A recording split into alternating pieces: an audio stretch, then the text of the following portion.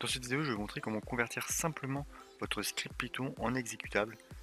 Donc c'est une technique tout à fait portable qui peut marcher sur Mac, Linux ou Windows. Donc actuellement il y a trois outils utilisés pour convertir vos scripts en exécutable en Python. Il y a P2X, CXFreeze et PInstaller. Donc CXFreeze et P2X, j'ai eu pas mal de problèmes avec eux. Problèmes de compatibilité et plein d'autres problèmes. Alors que P2X, P-Installer, ça fonctionne très bien et vraiment très simplement, pas besoin de fichiers, enfin de script d'installation. Il y a juste une commande à taper, donc ça fonctionne super bien. Donc c'est celui-là que je vais vous présenter aujourd'hui. Alors ça va être très rapide puisque vous allez voir qu'il y a juste une commande à taper pour convertir vos fichiers en exécutable. Donc tout d'abord il faut l'installer, donc on va utiliser pipe, pipe install et pi installer. Donc voilà, bon, moi je l'ai déjà. Après, donc j'aurai deux fichiers. Premier fichier qui affiche juste quelque chose dans la console. Donc on a juste à faire pi installer et le nom du programme. Donc voilà, ça télécharge.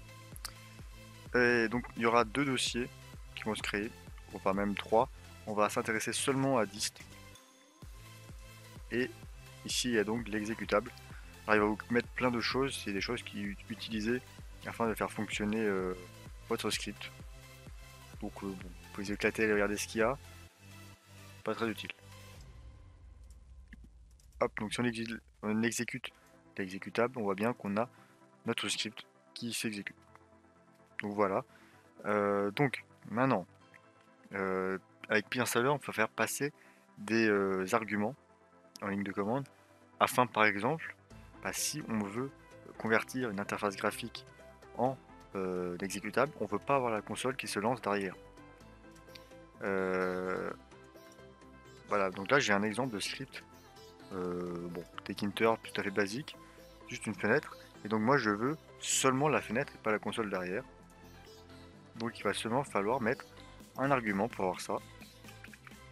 Et on va faire passer comme argument, hop, deux tirets, nos consoles et le programme.